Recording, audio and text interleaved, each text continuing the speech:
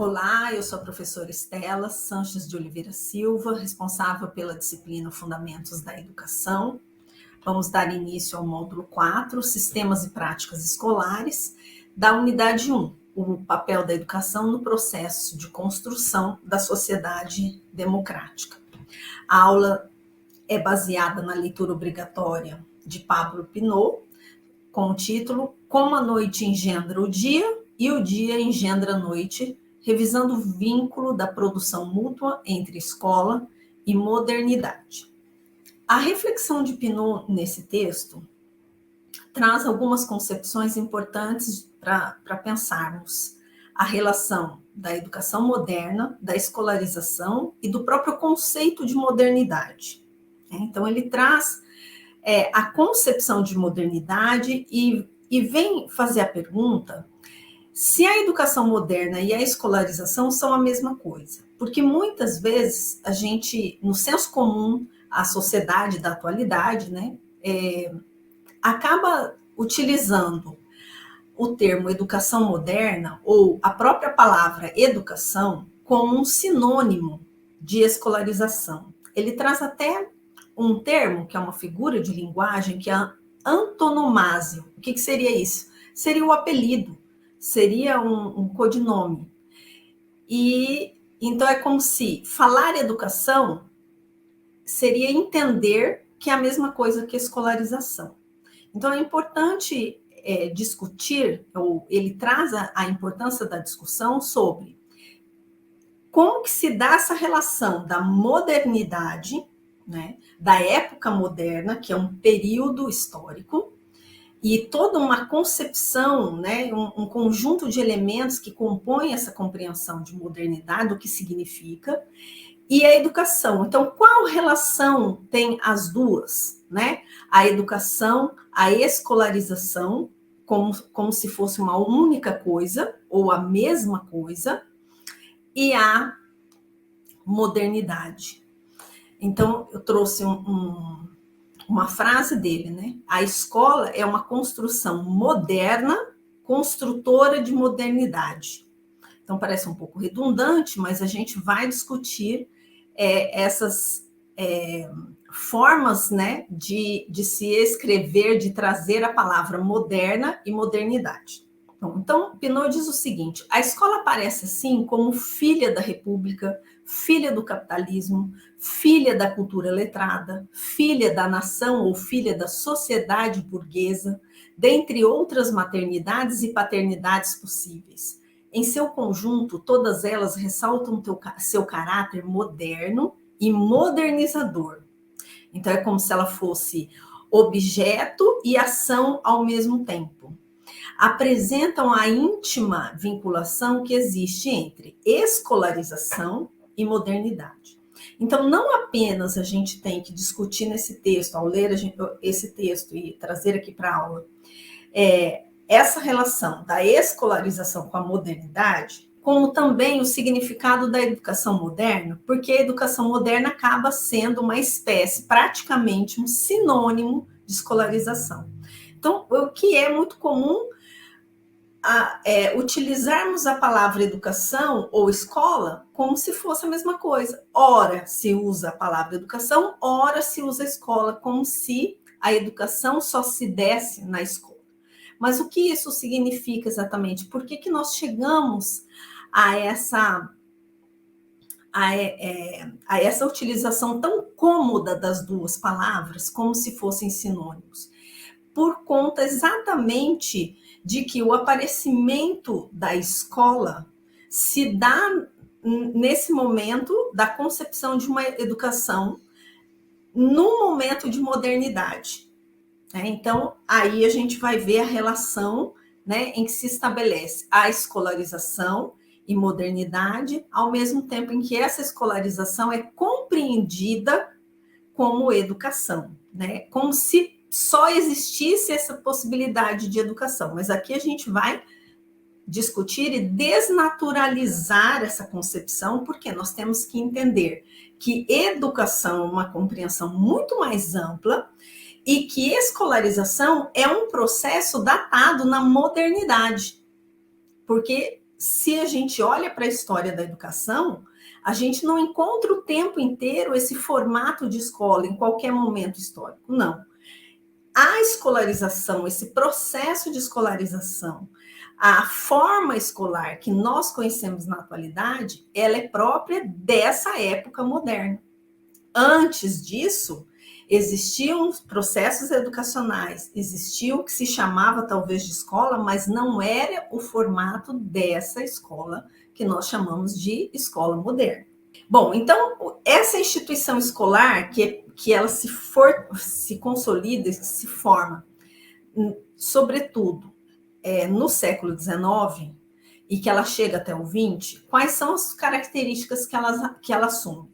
Uma maquinaria potente e eficaz, é um centro de irradiação de saberes, é um território da cultura letrada, e aí contrapondo-se àquela cultura oral, que era mais medieval, né? Então ela da Idade Média vai para a Idade Moderna, né?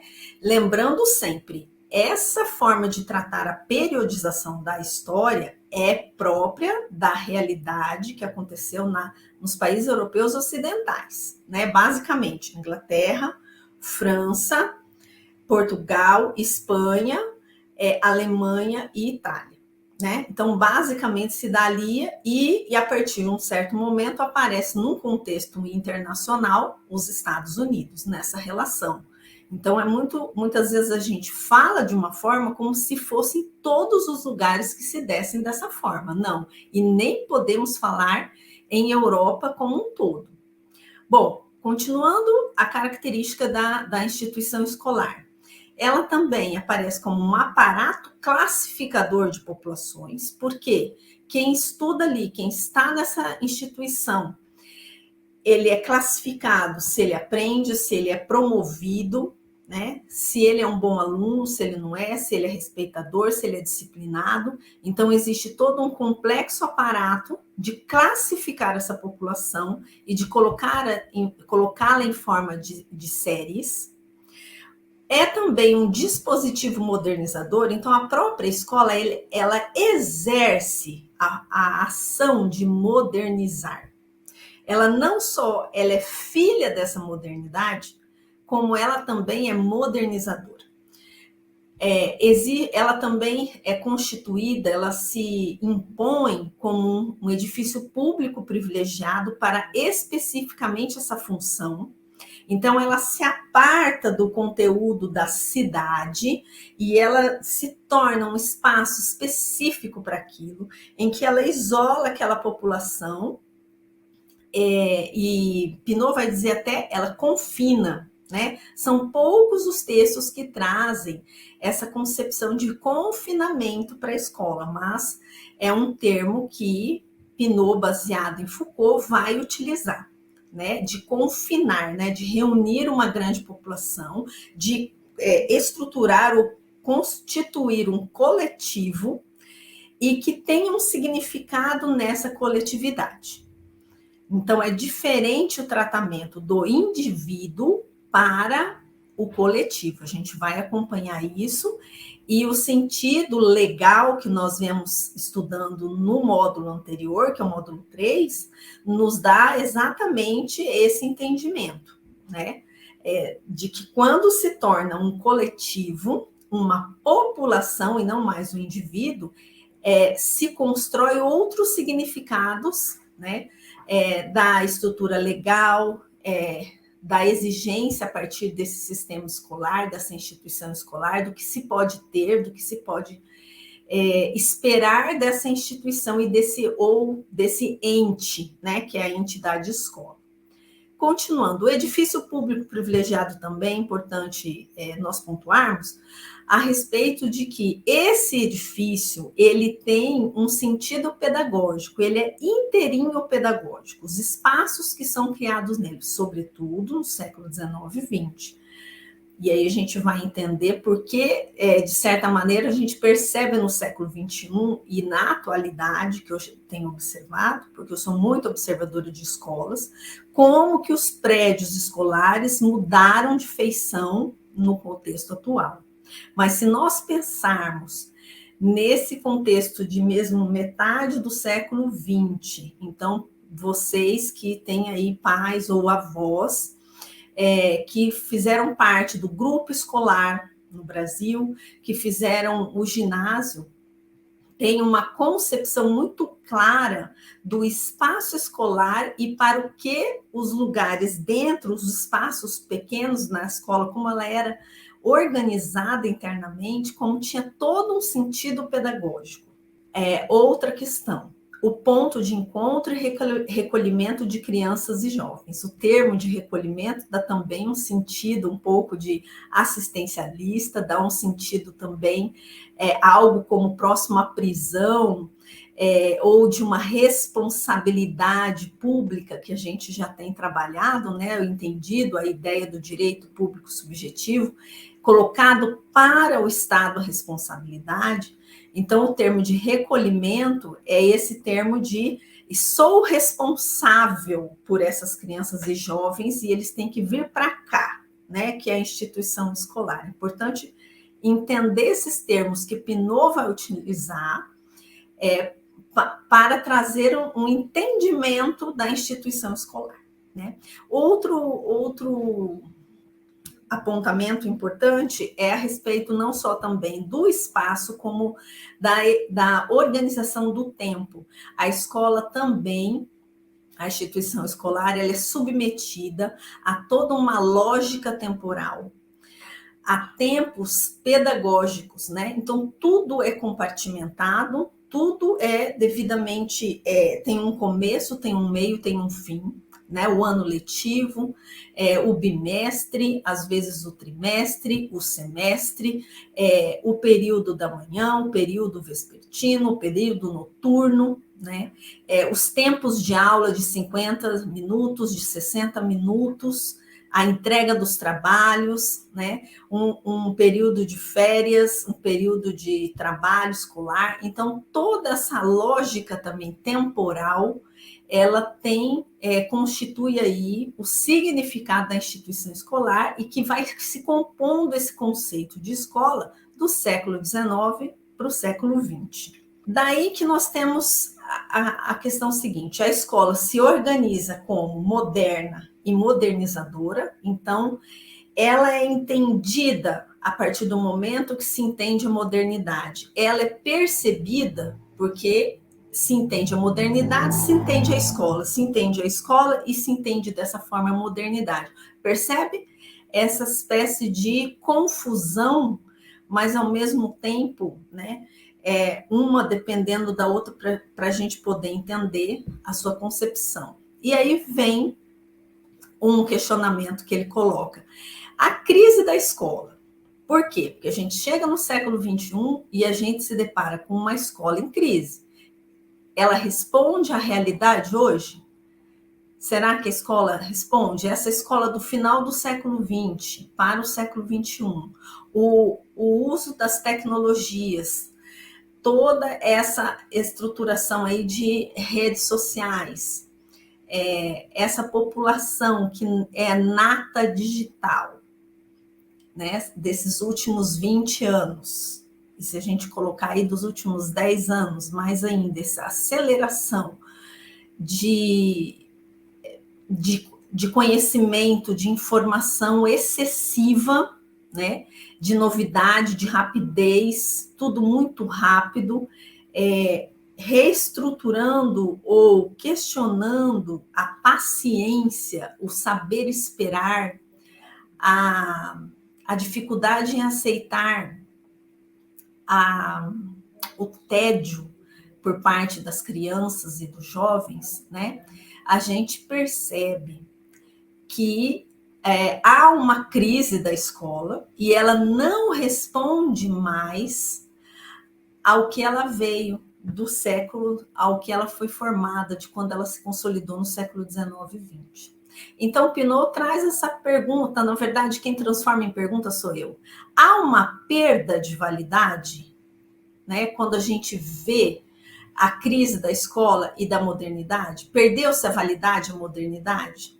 Então, ele diz assim, ao mesmo tempo que a escola teve todo esse triunfo no século XIX e chega para o XX, com esse passado triunfante, né? De toda essa representação. E se nós pegarmos a escola, essa forma escolar no Brasil, ela se dá no finalzinho do século XIX, na última década do século XIX, principalmente nas 2 primeiras décadas do século XX, com a construção dos grupos escolares, como eu já disse anteriormente, no Sudeste, principalmente. Então tem toda essa grandiosidade, esse palácio que são encontrados, que representam as escolas, né?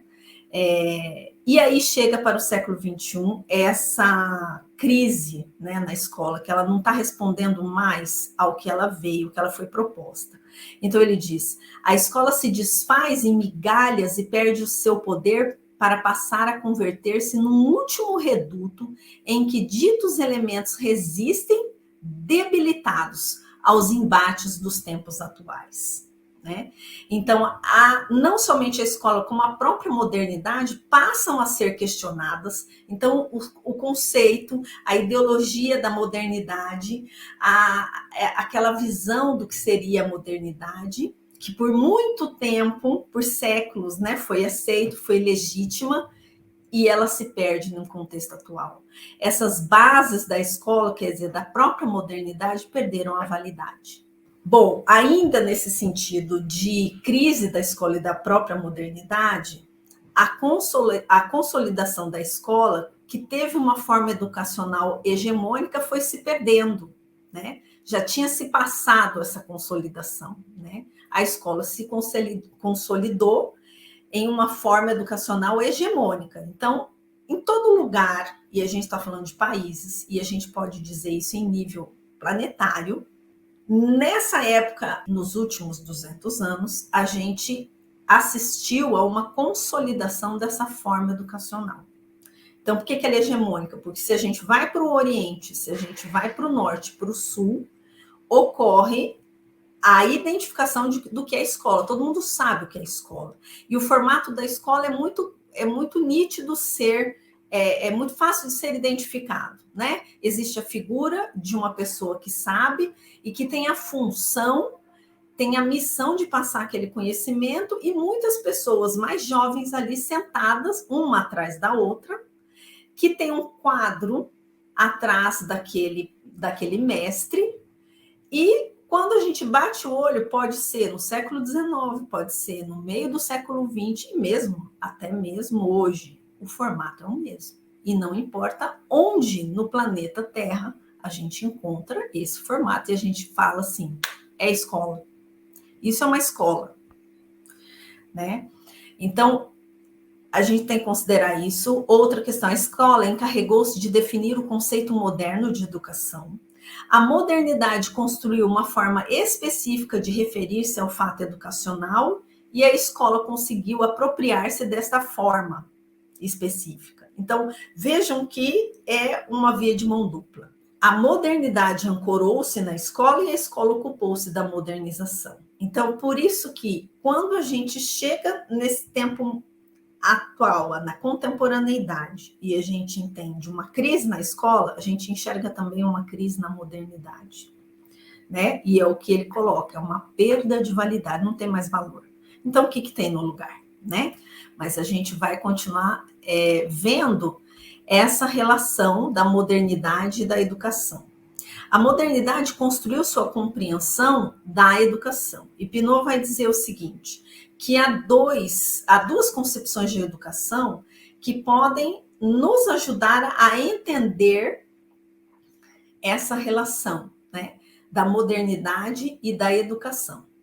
Uma concepção foi proposta por Immanuel Kant e outra por Émile Durkheim. Nós já lemos algo de algumas concepções de Kant, mas Émile Durkheim nos aparece agora, nessa disciplina. Então, qual é o conceito de educação em Durkheim que Piaget nos traz? A educação é a ação exercida pelas gerações adultas sobre as que ainda não estão maduras para a vida social. tem por objeto suscitar e desenvolver na criança certo número de estados físicos, intelectuais e morais que dela exigem a sociedade política em seu conjunto e o meio especial ao qual está particularmente destinada. Um aspecto importante em Durkheim em relação à educação. A educação é um processo social. É essa vida social. Então, ela é um momento em que os adultos vão exercer um poder sobre aqueles que ainda não estão maduros, né? Que a gente sabe que é a infância, que é a geração privilegiada que vai ocupar as escolas. É a geração da infância, do jovem, da juventude. É a criança, né? Essa é a geração para a qual a escola vai ser erigida. Tem por objeto suscitar e desenvolver na criança um certo número de quê? De aprendizados, que são de âmbito físico, intelectual e moral. Para quê? Para preparar essa criança, para esse ser que ainda não está maduro, para participar da sociedade política. Então, ele vai enxergar a educação essencialmente como um processo social. Em Kant, eu trouxe duas citações.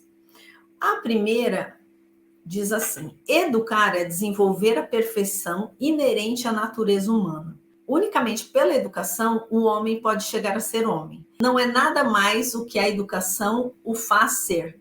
Então, essa ideia de que o homem é um ser naturalmente educável. E aí, mais para frente, nessa mesma explicação, ele traz, que é na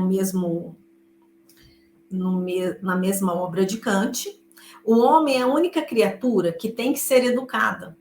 Entendo por educação os cuidados, a disciplina e a instrução. De acordo com isto, o homem é criança pequena, educando e estudante.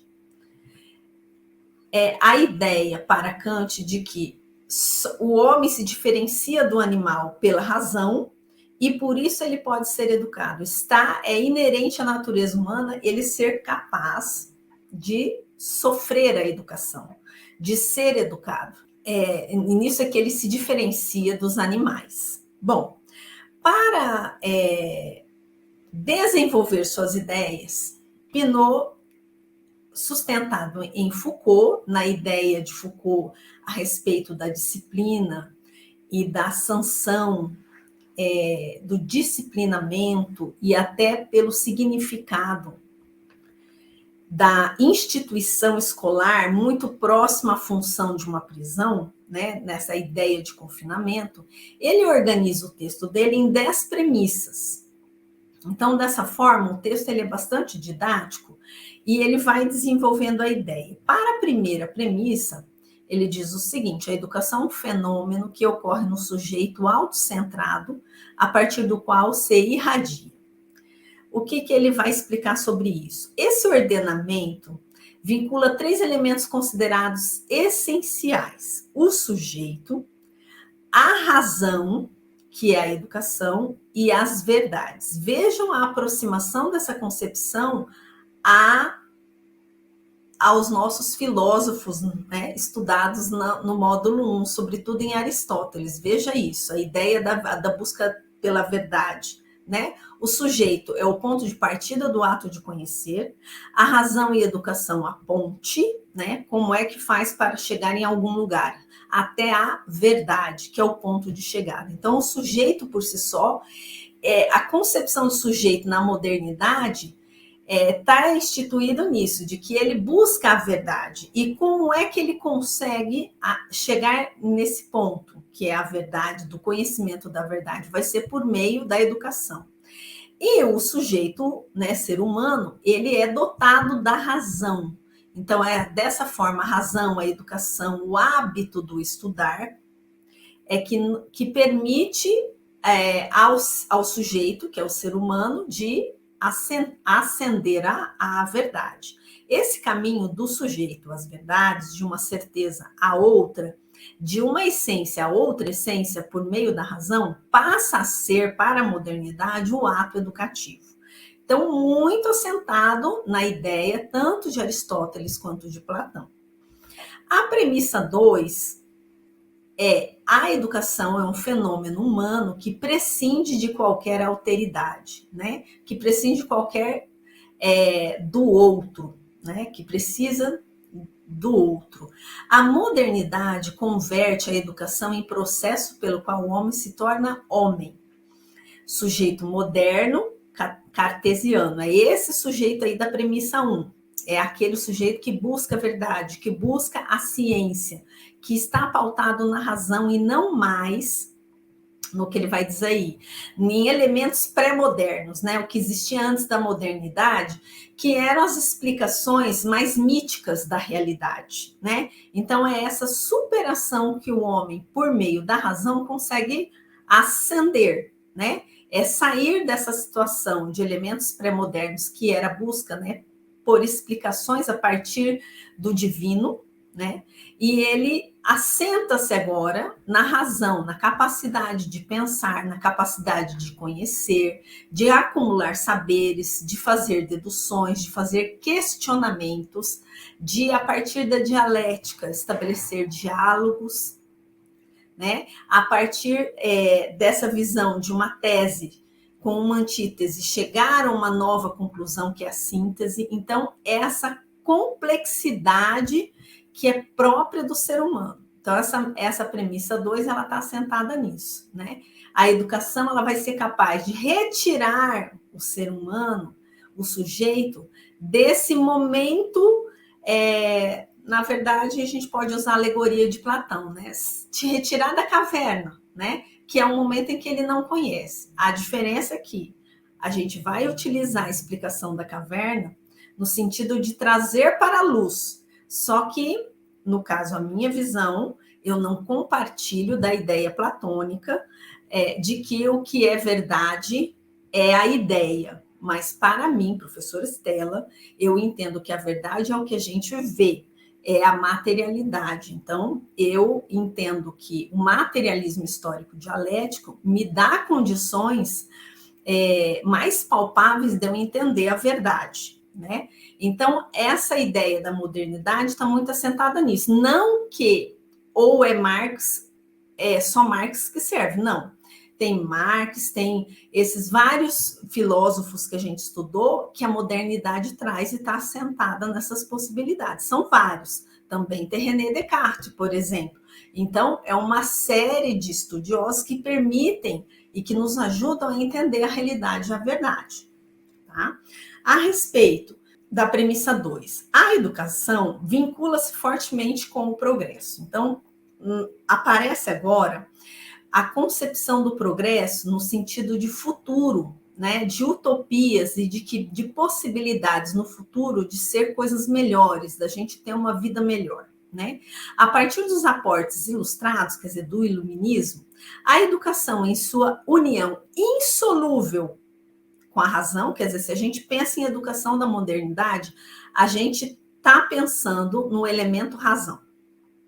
Permite a construção desse bem-estar geral, desse progresso, dessas utopias. Isso é próprio do liberalismo. É próprio do liberalismo. É gozar a vida no capitalismo, com suas posses, com sua propriedade, com a sua profissão, ou com o que você pode comprar e ter. E isso vai acelerando na chegada do século XXI. Os fins educacionais deixam de estar na satisfação imediata das necessidades. Então, lá naquele sentido filosófico, primeiro, né, de que a educação é importante pela verdade, pela moral, pela ética, pela estética, né, um capitalismo já do século XX vai trazer uma outra ideia, né, muito atrelada, né, à questão profissional, à carreira, né? E a possibilidade de termos um bem-estar para o futuro, né? É uma utopia. Há de se melhorar, as coisas vão melhorar para o futuro, né? E o progresso é essa ideia positivista, né, de evolução, né? Os fins educacionais deixam de estar na satisfação imediata das necessidades ou na obtenção de outra vida, para situar-se no futuro melhor possível de ser construído pela humanidade racional. Então é a ideia bem positivista mesmo, de que bem linear, de que o progresso vai, só as coisas vão passar o tempo e elas vão melhorando, elas vão progredindo, né? Elas vão se transformando para melhorar, né? Então, é essa a ideia do progresso, da tecnologia, do desenvolvimento, da diferenciação de um país para o outro, um é mais desenvolvido que o outro. Aí vai ter também a ideia da civilização, do processo civilizatório e do afastamento de certas localidades e de certas sociedades que são entendidas como primitivas e selvagens. Isso tudo foi discutido, né? No Iluminismo a gente percebe todo esse processo ideológico. Na premissa 4, a educação é uma prática de governamentabilidade por meio da legislação. Também é algo que nós já discutimos, né? Que ele traz um foco, que ele traz uma visão Foucaultiana da governamentabilidade e do processo legal, né? A educação como forma de governamentabilidade foi afastada do âmbito individual ou familiar, em que se inscrevia e convertida em um problema que afeta todos os integrantes da comunidade. A inscrição do educacional no marco da população converteu a educação em um problema de Estado, torna a educação, sob os influxos liberais, um fenômeno possível e digno de ser legislável. É exatamente o que nós trabalhamos no módulo 3, sobre a oficialização, né, a garantia do direito à educação, e ela passa a ser legislada não só como direito, mas também todo um conjunto documental de políticas públicas e conjuntos de posicionamentos por parte do Estado a respeito das particularidades da educação. Então, é nisso que a gente vai ter documentos sobre tudo, né? Sobre a educação especial, sobre a educação de jovens e adultos, e dentro ainda desses âmbitos tem uma série de outros documentos para a educação infantil, para a educação, para o ensino médio, para o ensino fundamental, padrões de qualidade, aí vai uma infinidade de políticas e documentos. Aí tem também a ideia da avaliação, da importância de atender essa avaliação, para atender os organismos internacionais, né? Então, todo esse conjunto aí é o que a gente pode entender como um problema de Estado, é uma questão de Estado, o Estado tem que cuidar disso, e é um fenômeno legislável.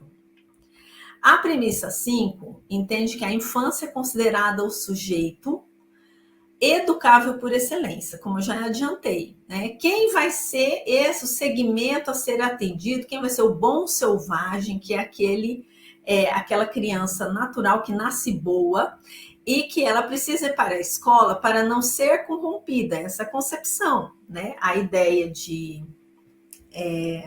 Rousseau, do bom selvagem, aquela criança que é incompleta, né, daquele homem primitivo, e que ele precisa receber a educação, né? Na modernidade, iniciou-se o processo de diferenciação das idades, que aí vai nascer a concepção que é social, né, uma construção social da infância, porque a infância ela nem sempre existiu. A criança, né, que tinha 7, 8 anos, já sabia andar, falar um pouco e tinha minimamente uma força, ela já era entendida como possível adulto. Tanto é que a gente vê nas monarquias casamento desses infantes, né? E nas sociedades também, que são plebeias, também a gente conta das mais que hoje, aos nossos olhos, são absurdos, né? Por quê? Porque era entendida simplesmente como um adulto, um mini adulto que a gente vai falar, né? É aquele que praticamente é a mesma coisa que um adulto, né? Quando a sociedade moderna constrói o sentido, que é um sentido social, uma construção social, cultural da infância, que se começa a diferenciar essas idades, né? E começa-se a interpelar a infância a partir de posturas fortemente negativas, né? É uma criança, a criança é a que dá trabalho, é a que, se ela não for educada corretamente, vai se tornar ou um louco ou um delinquente, né? A gente tem o tema aí que permaneceu, mas é uma escrita original da publicação de época, né? Na nova forma de escrever não tem mais o tema, assim como o acento da ideia, né, que às vezes pode aparecer. Então, a criança vai ser entendida como um sujeito incompleto, homem primitivo, bom selvagem, perverso poliformo, futuro delinquente ou louco. Assim, colaborou-se para a construção da especificidade da infância, quer dizer, a escola e a modernidade vai colaborar para essa especificidade da infância, diferenciando-a do adulto. Porém, sobretudo, atribuindo como característica definidora a de ser a etapa educativa por excelência do ser humano. Construiu-se um sujeito pedagógico, o aluno, e ele se tornou sinônimo de criança. Então, até se confunde, né?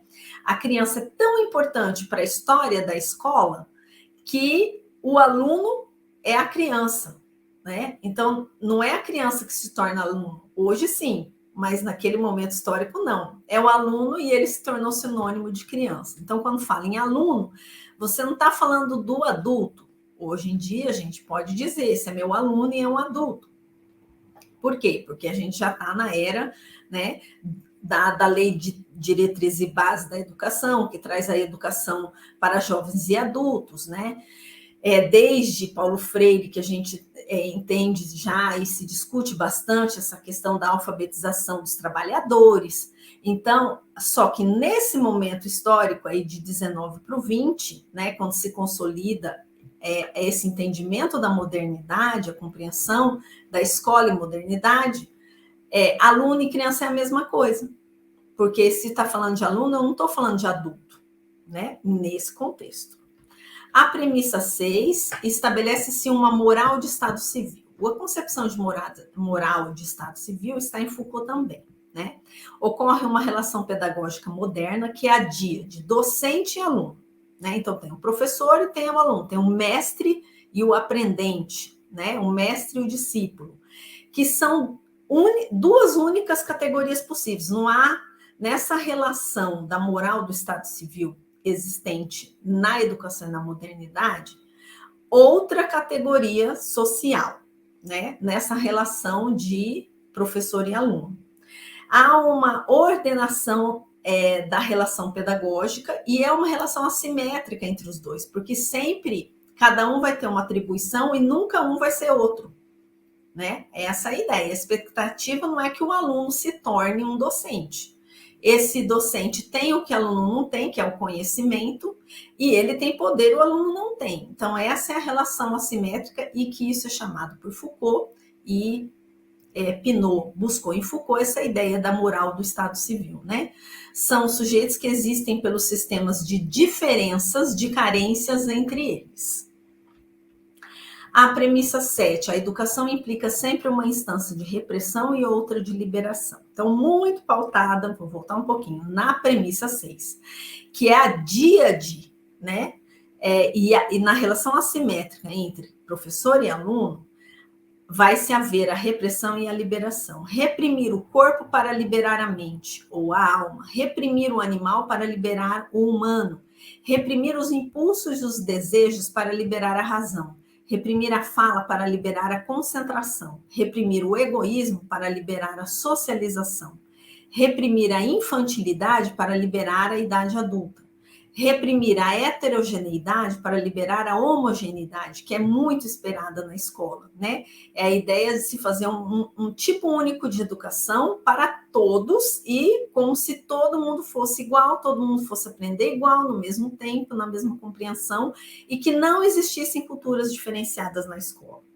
Reprimir a barbárie para liberar a civilização. Então, isso está implícito na ideia, na função da escola, na forma escolar, e é o que a modernidade traz, né? É uma relação de repressão e liberação. A repressão como sendo uma coisa errada, uma coisa que tem que ser superada, e a liberação de algo melhor e resultado da educação, resultado do processo de sabedoria, né, de saberes, de conhecimento. Na premissa 8, a instituição ela é de confinamento, quer dizer, a escola tem o sentido de confinamento muito próximo a uma prisão, né? E está baseada em uma aliança entre a família e a escola, aliança entre o Estado e o internado, né? Internado no sentido do confinado. Então, a escola retomou do mosteiro, né, que é aquele seminário onde se formava o padre, lá na Idade Média, quando surgem as primeiras universidades, que era uma educação de jovens, né, de meninos, né, e também muito religiosa, e que não se tinha essa ideia ainda de infância, né, então era bem mesmo assim, ele mal aprendia a ler e escrever, se a família decidisse que ele ia para um mosteiro, ele iria. Então, essa escola retomou lá da época dos mosteiros da Idade Média uma série de características e as reescreveu na lógica moderna, uma lógica espacial baseada na separação contundente entre um dentro e um fora. Então, como que era o mosteiro? O mosteiro era essa separação do mundo, né, para que aquelas pessoas que estivessem no mosteiro fossem afastada do mundano, né, e fosse santificada ali e que vivesse uma vida plena de ascese da alma, de oração, muitas vezes ligado, a maioria das vezes ligada a votos de pobreza, né? Muitos também nem se conversavam, não tinham contato, né, com o mundo exterior, era completamente isolado, né, justamente por essa ideia, o que está externo é o que tem que ser reprimido, né? Então, eu não só tenho que ser reprimido se eu trago para dentro, como eu também tenho que me afastar fisicamente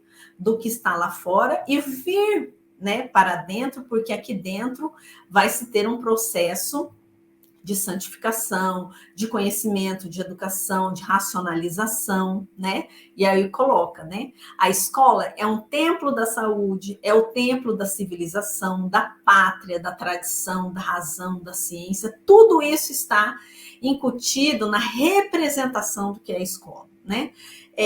Do público, conserva e irradia esses bens sobre o exterior. É o reino da enfermidade e da barbárie do saber não científico. Então, se afasta do exterior, porque no exterior está a doença, está a enfermidade, está o louco, né? E às vezes se pensa também o louco tem que ser separado, né? Na barbárie, que seria a selvageria, né? Que é o contrário da civilização, né? E também dentro da escola é o reino da ciência, é o templo da ciência. Então, lá fora tem o que não é científico. Então, essa é a ideia do confinamento, né, da escola. Também para se pensar que essa escola, se a gente pensa em confinamento hoje, fica um pouco estranho, mas a ideia do confinamento está também no internato da escola, né? A escola secundária, a escola ginasial, aquela escola que vai nascer com as universidades, porque primeiro nascem as universidades, depois é uma escola secundária que vai preparar para a universidade, né? Isso lá na Idade Média. Então, é bem essa ideia mesmo de separação e confinamento, né? Mas não se deixa de perder essa compreensão de que escola é um confinamento ainda hoje. A premissa 9, há saberes básicos que todos os sujeitos têm que ter para pertencer à sociedade. Conforme Durkheim, ele expõe a necessidade da posse de um conjunto de saberes por parte dos integrantes da comunidade para poderem ser parte dela. E propõe o Estado como agente legitimado para produzir tal distribuição. Os saberes elementares deram lugar à constituição dos conteúdos mínimos presentes nas leis fundadoras dos sistemas educacionais modernos e, posteriormente, foram a base do currículo, como organizador desses saberes mínimos e necessários para o pertencimento da sociedade. Então, Na verdade, a premissa 9 vai tratar do currículo e a premissa 10 também vai tratar sobre essa seleção de saberes específicos como um campo pedagógico. Então, tanto o 9 e o 10 a gente pode ter uma explicação única aqui até para finalizar a nossa aula da unidade 1 do módulo 4. É a ideia de que existem saberes que são selecionados e existem saberes que de tempos em tempos, né, que historicamente, e dependendo do grupo que faz essa seleção, ele escolhe e ele seleciona um conjunto cultural de saberes e conhecimentos que ele legitima como sendo necessário para aprender, como conteúdo mínimo. Só que ao mesmo tempo em que se dá essa seleção, há uma exclusão também de um conjunto que para outro grupo poderia ser tão importante quanto, né? Então, na verdade, quando a gente estuda a escola, a gente está estudando a constituição do currículo. É um currículo que é determinado e um currículo que é oculto, porque há aquele currículo que é oficializado por parte do Estado, né, que tem todo esse conjunto de leis fundadoras dos sistemas educacionais modernos, né, então há um conjunto de saberes mínimos que vão ajudar aquelas crianças e aqueles jovens a pertencer corretamente à sociedade, né? Então, assim, a escola, ela é essa legítima entidade que tem condições de fornecer, de conceder esse conhecimento selecionado. E como que se dá esse conhecimento selecionado? Por reformas educacionais, porque ele é oficializado, ele é legislável, né? Por meio de todo um sistema fundador, e também expressa, né, um campo pedagógico, porque também há uma disputa entre vários grupos de intelectuais que participam desses gabinetes, né, da educação junto ao Estado, e que vão puxar para si o que eles entendem como correto, como louvável, como sendo um conjunto cultural, uma seleção cultural que permite aquele ser humano, aquele jovem, de fazer parte da sociedade. Né? Então, isso está implícito também no conhecimento, no significado e na concepção de escola da modernidade. Então, nós encerramos aqui a unidade 1 do módulo 4, a respeito, né, dessa, que foi essa reflexão de Pineau sobre a escola, a escolarização como sendo própria da modernidade e a crise pela qual elas passam, que não atendem atualmente tanto à realidade mais, justamente por conta da modernidade também estar em crise, né? Os valores e as concepções nascidas com a modernidade, elas hoje são questionadas, né? E é isso. Muito obrigada, bons estudos.